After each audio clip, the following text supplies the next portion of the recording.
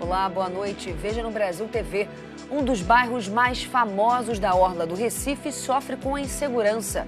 Segundo os moradores de Boa Viagem, os assaltos acontecem toda hora. Após o procedimento para evitar novos sangramentos na cabeça, os médicos dizem que o presidente Lula está bem e neurologicamente perfeito. O Ministério Público denuncia 5 pessoas do grupo 123 Milhas. E ainda, morre Amaury Passos, um dos maiores jogadores de basquete do Brasil. Quinta-feira, dia 12 de dezembro, agora no Brasil TV.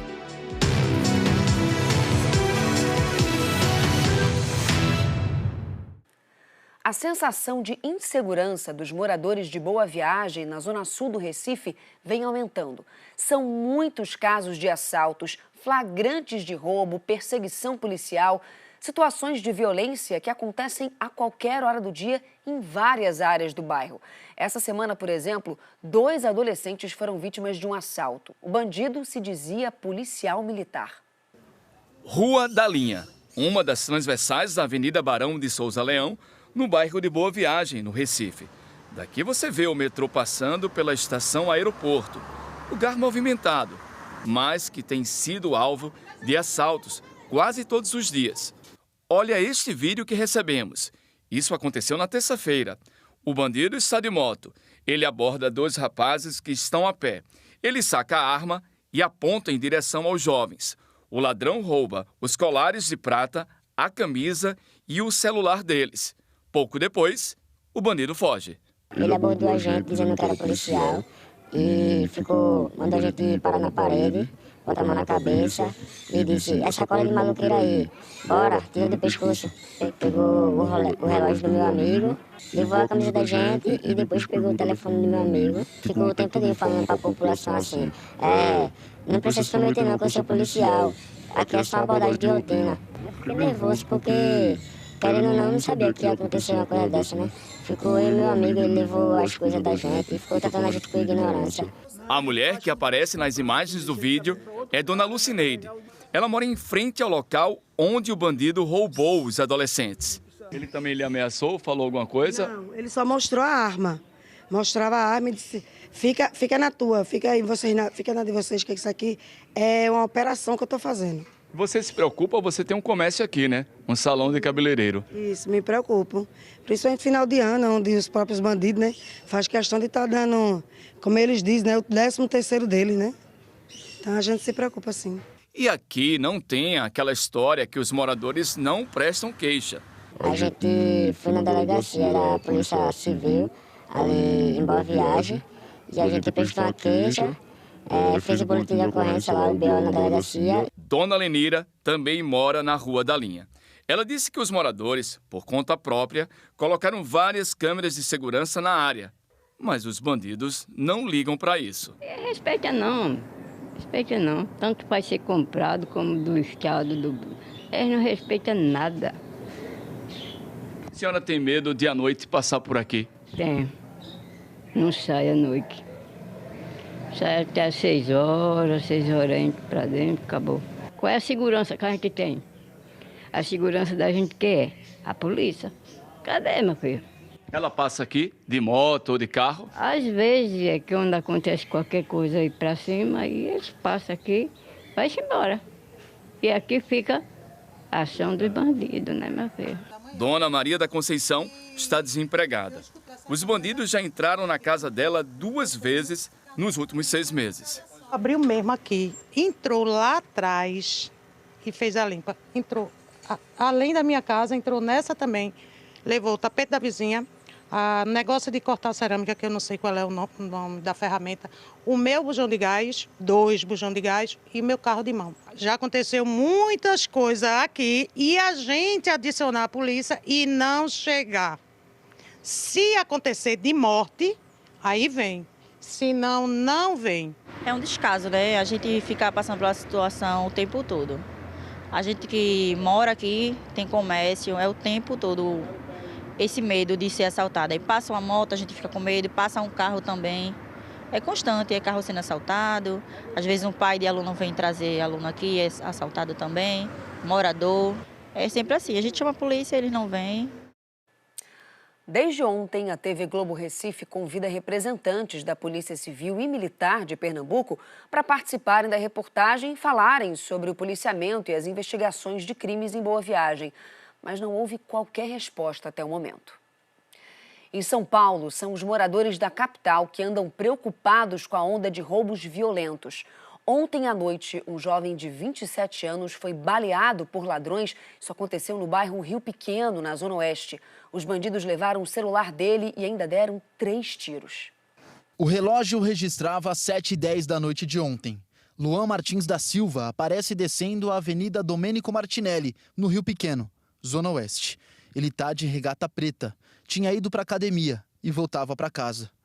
Por esse ângulo, dá para ver como foi o crime.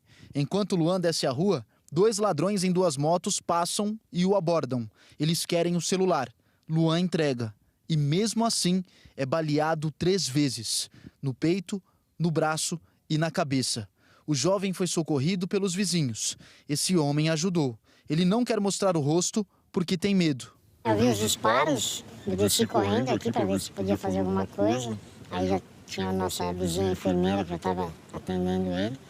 E ele estava lúcido. Pediu para fazer um torniquete no braço. Ele mostrava o buraco da bala assim no braço e a gente achava que o tiro era aquele que ele tinha no braço. Ele falou, estava voltando da academia, e aí pararam, ele pediu o celular e ele deu. Não falou de nada de reação.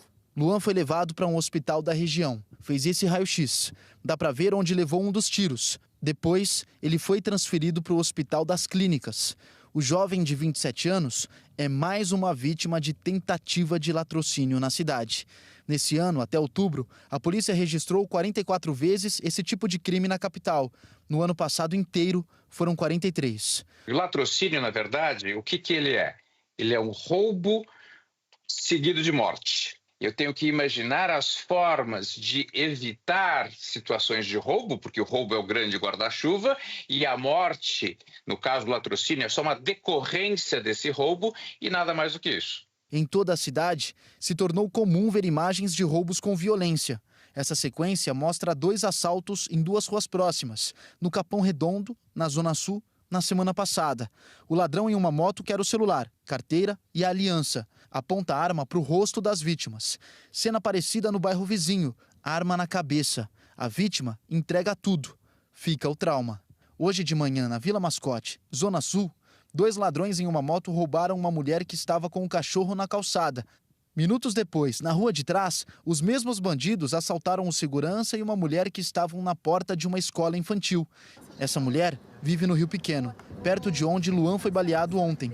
E ela está com medo. Viemos enfrentando nos últimos 3 anos assaltos constantes. Atualmente, alguns moradores vêm contratando empresas de segurança privada para poderem chegar em segurança até os condomínios. A gente não tem visto ainda uma participação efetiva nesse sentido, de maiores rondas, de maiores participações, onde a gente possa se sentir seguro aqui. Luan está internado em estado grave no hospital. Os vizinhos lembram que hoje era para ser apenas mais um dia com a rotina de sempre. A gente fica sem saber o que fazer, porque eu tenho 2 filhos que querem andar aqui pra rua, que querem ir na academia também. E a gente, até por medo, não quer que eles façam isso, não quer que eles saiam. Porque o menino voltando para casa às 7 horas da noite, um lugar tranquilo, bonito, bom de se morar, tudo. Vai que não pode ir na academia a 5 minutos da casa dele, que está sujeito a acontecer o que aconteceu. A Secretaria da Segurança Pública de São Paulo disse que a polícia está à procura dos ladrões que atiraram no Luan, no Rio Pequeno, e que a Polícia Militar reforçou o policiamento no local. Apesar das cenas de violência que nós vimos na reportagem, o número de roubos caiu esse ano na capital em relação ao ano passado. A Polícia do Rio fez uma operação contra suspeitos de aplicar golpes em pessoas ligadas ao mundo do futebol. Os bandidos se passavam por jogadores e treinadores famosos para pedir dinheiro para supostas doações. Mas, na verdade, os depósitos iam para o bolso dos criminosos. Em um dos golpes, os criminosos usaram um perfil falso do técnico da seleção brasileira, Dorival Júnior. A quadrilha enviava mensagens e até áudios com a voz do treinador para pedir doações para as vítimas das enchentes no sul do país. Em outro caso, os bandidos se passaram pelo ex-jogador Elias, que jogou no Flamengo em 2013, e pediram dinheiro para o tratamento de uma criança com uma doença rara. Segundo a polícia, a quadrilha chegava a pedir que as vítimas gravassem vídeos encorajando novas doações. Depois, o material era usado para enganar outras vítimas. Os criminosos não poupavam criatividade para dar credibilidade aos golpes. Usando nomes e fotos de ídolos do futebol, pediam doações para supostas ações de cunho social. A polícia já sabe que ao menos 2 jogadores chegaram a fazer transferências. Um deles atuou em clubes da Europa, da Ásia e na seleção brasileira. Acabava que muitos desses jogadores, recebendo uma mensagem de uma pessoa com a foto que era alguém do ciclo pessoal dele, muitas vezes um ex-treinador, ou até um amigo pessoal, acabavam fazendo essas doações, acabavam colaborando com quantias muito altas. Já apuramos até o momento que pelo menos mais de 100 mil reais foram obtidos por meio dessa fraude.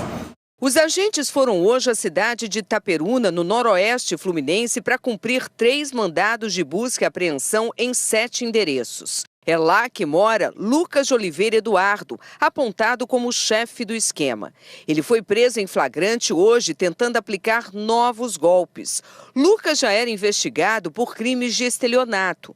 Durante a Operação Mascarados, os agentes apreenderam computadores e celulares que ainda vão ser analisados. A polícia acredita que muitas vítimas ainda não foram identificadas. Os investigadores tentam descobrir como os áudios do técnico Dorival Júnior foram criados. Há suspeita de que os bandidos possam ter feito edições com entrevistas dadas por ele ou que tenham usado inteligência artificial. O advogado de Dorival Júnior diz que o treinador procurou a polícia depois de descobrir que o nome dele foi usado no golpe. Algumas pessoas do seu ciclo de amizade chegaram a fazer algumas transferências, acreditando na veracidade daquela informação. Acionamos imediatamente a Polícia Civil. Quero deixar aqui um alerta. Se você recebeu algum pedido de Pix, transferência ou transação, doação, pelo WhatsApp ou pela internet, procure se certificar. Tome uma série de cuidados para não cair em golpes. A gente não conseguiu contato com a defesa do acusado. Blindados da Marinha estão no entorno do Hospital Naval Marcílio Dias, na zona norte do Rio de Janeiro. O reforço na segurança acontece 2 dias depois da morte da médica que participava de uma cerimônia num prédio anexo ao hospital. São 8 blindados e 250 fuzileiros navais. A Marinha chama de uma ação de presença para garantir a segurança dos funcionários e pacientes desta unidade de saúde, que vai atuar dia e noite por tempo indeterminado. A perícia indica que a capitão de mar e guerra Gisele Mendes, de 55 anos, foi atingido por um tiro de pistola disparado de uma região de Casas, um pouco acima da escola de saúde que fica dentro deste hospital naval. O imóvel foi atingido por pelo menos 3 disparos, de acordo com a perícia feita por policiais civis e militares, quando PMs faziam uma operação no complexo do Lins para prender traficantes que comandam o roubo de veículos e de cargas nessa região. E de acordo com a Polícia Militar do Rio, traficantes atiraram contra os PMs e um dos tiros, infelizmente, atravessou a janela da unidade militar, acertando a Gisele na cabeça. Hoje, a PM reforçou o policiamento na região. 5 escolas municipais não funcionaram. Em Foz do Iguaçu, na fronteira do Brasil com o Paraguai, a Receita Federal apertou a fiscalização contra um tipo de contrabando conhecido como formiguinha, que usa motos para transportar as mercadorias. Os agentes concentraram a fiscalização na aduana, do lado brasileiro. Durante 1 hora, eles fizeram um pente fino em 800 motos que cruzaram a Ponte da Amizade. Apreenderam celulares e relógios inteligentes que entrariam ilegalmente no país. Por dia, cerca de 20 mil motos fazem essa travessia. No meio de toda essa confusão de motos, tem muitos trabalhadores paraguaios que cruzam a fronteira todos os dias para ganhar a vida em Foz do Iguaçu. Só que a Receita Federal afirma que traficantes e contrabandistas aproveitam esse movimento para cometer crimes. O papel da moto no contrabando é o papel de formiguinha. Obviamente, o contrabandista, o traficante, não consegue levar uma grande quantidade de mercadoria na moto. Mas essas motos elas ficam passando diversas vezes aqui pela aduana e, com isso, o contrabandista ele vai consolidando essa carga em um outro local para levar em um veículo de maior porte para o seu destino no Brasil. Ontem, no primeiro dia da operação, os agentes foram até esse depósito. Um suspeito tentou fugir pelo telhado e se desfez de uma bolsa com 2 armas carregadas. As armas foram apreendidas e o homem preso. Um levantamento da Receita Federal mostra que de janeiro a outubro deste ano, 410 motos foram apreendidas com mercadorias ilegais. A gente estima que essas motocicletas elas façam, por meio de um trabalho contínuo, diariamente eles tragam em torno de 500 a 800 mil reais de mercadorias introduzidas clandestinamente no Brasil. Câmeras de segurança registram os chamados olheiros, pessoas contratadas pelos criminosos para vigiar a fiscalização. Em apenas 10 minutos, essa moto passou 4 vezes pelo posto da Receita Federal. O motociclista anda em círculos, vai e volta, sempre atento à movimentação dos agentes. Só nesse dia, as câmeras gravaram essa mesma moto passando 55 vezes pela aduana. Em um mês, foram 667 passagens. A moto foi apreendida e o motociclista multado em R$5 mil por embaraço aduaneiro. Como o fluxo é muito rápido, eles passam e identificam eventuais movimentações nossas, onde os nossos servidores estão, e imediatamente avisam aqueles outros que estão passando as mercadorias para se aproveitar de alguma falha, para que eles busquem passar nos momentos em que a pista está menos guarnecida. O presidente Lula passa bem depois do novo procedimento médico feito hoje de manhã no Hospital Sírio-Libanês, em São Paulo. Segundo os médicos que acompanham o presidente, essa intervenção já estava programada. Ela foi feita 2 dias depois da cirurgia de emergência na cabeça de Lula, na madrugada de terça-feira. O novo procedimento médico pelo qual o presidente Lula passou começou pouco depois das 7 da manhã.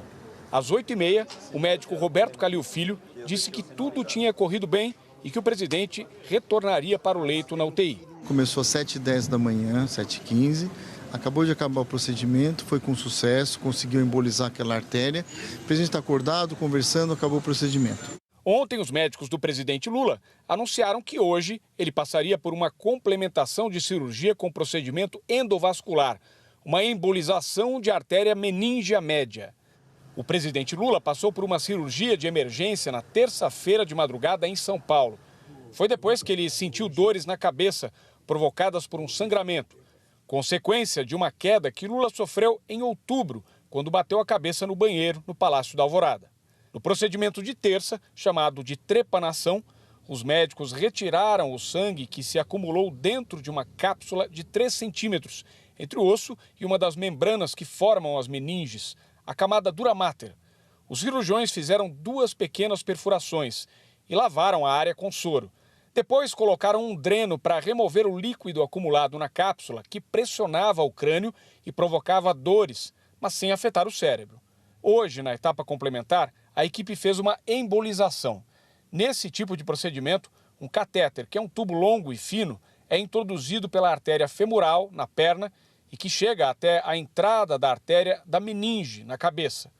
A artéria da meninge é obstruída por um material cirúrgico que é inserido por dentro do catéter. Ao fechar a artéria, o material impede a passagem do sangue para a cápsula do hematoma. O objetivo é ajudar a evitar novos sangramentos. E o que a gente injeta é como se fosse uma gelatina, umas partículas, na verdade, que entopem esse vaso. O que importa é deixar de chegar o sangue nesse local. É uma sedação simples, porque o procedimento é chamado minimamente invasivo. Desde a noite que foi feita a drenagem, essa discussão dessa embolização já tinha sido discutido, a equipe médica estava discutindo, só esperava a evolução do presidente e no melhor momento fazer a embolização. Com a drenagem, ele está tratado. O procedimento foi em caráter preventivo, para que essa coleção não recorra, não aconteça novamente. Aí de tirando essa nutrição de sangue, diminui muito o risco do hematoma refazer. O risco dele ter um novo sangramento é estatisticamente desprezível. É que a gente tem que ter os cuidados normais. Ele está neurologicamente perfeito, está ótimo, conversando. Hoje foi um procedimento para que nós não enfrentemos no futuro o que aconteceu nesta última jornada que ele passou. Em nenhum momento ele teve nenhuma lesão cerebral. Não, sequela é nenhuma. O presidente, desde o primeiro momento, ele não ficou com sequela alguma. O exame neurológico dele é normal. Ele está muito bem e apto a praticar qualquer ato de vida civil, ato de manutenção da vida. Ele está cognitivamente íntegro. Os médicos reforçaram que o presidente está se sentindo muito bem, consegue se sentar, conversar e se alimentar normalmente. O dreno colocado na cabeça deve ser retirado no fim da tarde. A equipe médica também disse que o presidente Lula apresentou um quadro gripal no início da semana, quando foi constatada a hemorragia intracraniana, mas que a gripe não foi confirmada. Os exames já se normalizaram, então não há mais sinal sugestivo de doença viral, né? Mas sim pode ter sido uma concomitância de fatores, né, que podem ter precipitado, né, esse quadro inflamatório que chegou na hemorragia. A equipe médica mantém a previsão. Se tudo correr como esperado, o presidente Lula terá alta hospitalar no início da próxima semana. Se espera que na próxima semana o presidente esteja já no Alvorada. Claro que após o procedimento cirúrgico, após o que aconteceu, vai se requerer um repouso relativo por algumas semanas, talvez, entendeu? E, evidentemente, ele vai retomando aos poucos a sua atividade normal. Ainda durante a coletiva, o doutor Roberto Calil Filho disse que o presidente vai seguir com a rotina de fisioterapia nos próximos dias. O doutor Calil, que é médico pessoal de Lula, também afirmou que a orientação é o repouso, mas que é impossível, na posição do presidente, evitar qualquer tipo de estresse e que ele acredita que nos próximos dias o presidente deve conversar com assessores. O Ministério Público ofereceu denúncia contra 5 sócios da 123 Milhas. Segundo os promotores, eles são acusados de induzir consumidores a erro e praticar atos fraudulentos. A gente acompanha um crime bilionário desde o ano passado.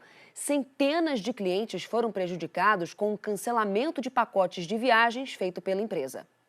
Esses 5 denunciados são da mesma família e as investigações mostraram também que outras empresas foram criadas, mas mantendo sempre essas pessoas na chefia, essas pessoas como donos, como pessoas que organizavam toda a situação. Essas 5 pessoas que tomavam as decisões, que faziam o gerenciamento dessas empresas e que estavam cientes, segundo a denúncia, o tempo todo do que estava acontecendo e que agiram então para poder evitar que essas 5 pessoas saíssem no prejuízo em relação a tudo que foi se desenrolando com o passar do tempo. E quem ficou à mercê dessa situação foram os clientes. Essas empresas que foram criadas foram sendo incorporadas, então, no meio de atuação da 123 Milhas, também da 123 Viagens. Um prejuízo aí de mais de R$1 bilhão com a venda de produtos da linha Promo da 123 Milhas. Os denunciados ainda fraudaram mais de 800 mil credores na recuperação judicial, com isso atingido aí um passivo superior a 2,4 bilhões de reais. Eles foram denunciados, então, pelos seguintes crimes: crimes contra as relações de consumo, fraudes a credores, favorecimento de credores e lavagem de dinheiro. O Grupo 123 Milhas nega que tenha praticado qualquer crime ou que tenha agido de má fé contra os clientes, parceiros e fornecedores e que, nesse momento, o grupo está focado em apresentar o seu plano de recuperação judicial no prazo estipulado pela Justiça. A seguir, a gente mostra como o aquecimento do comércio nessa época do ano influencia no trabalho dos entregadores. É já já.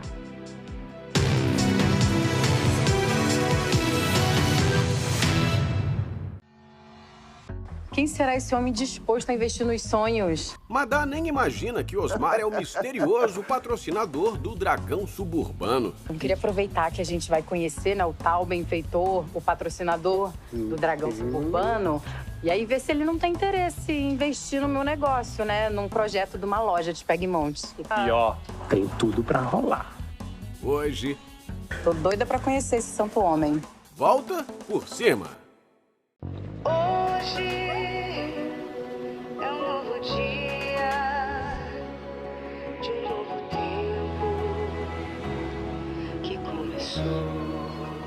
Nesses novos dias, as alegrias serão de todos.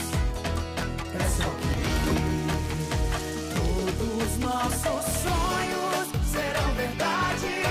O futuro já começou. Hoje a festa é sua, hoje a festa é nossa. É de quem quiser, quem vier. A festa é sua, hoje a festa é nossa. É de quem quiser. Os nossos sonhos serão verdade. O futuro já começou.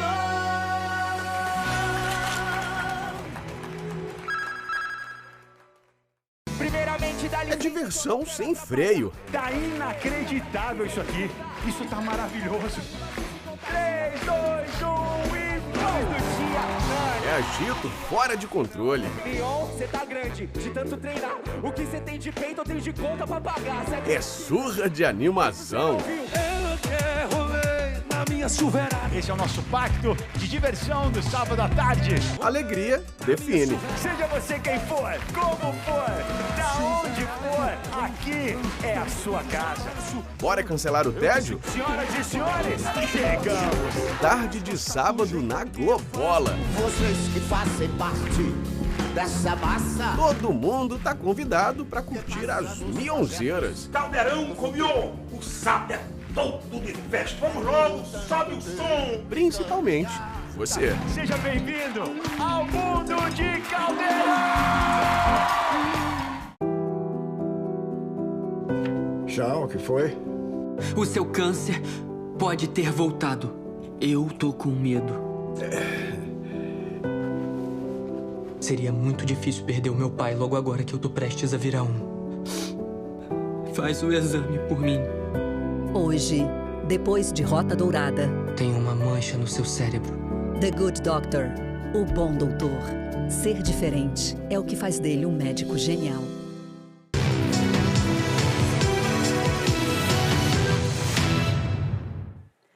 Brasil TV de volta falando de luto no esporte.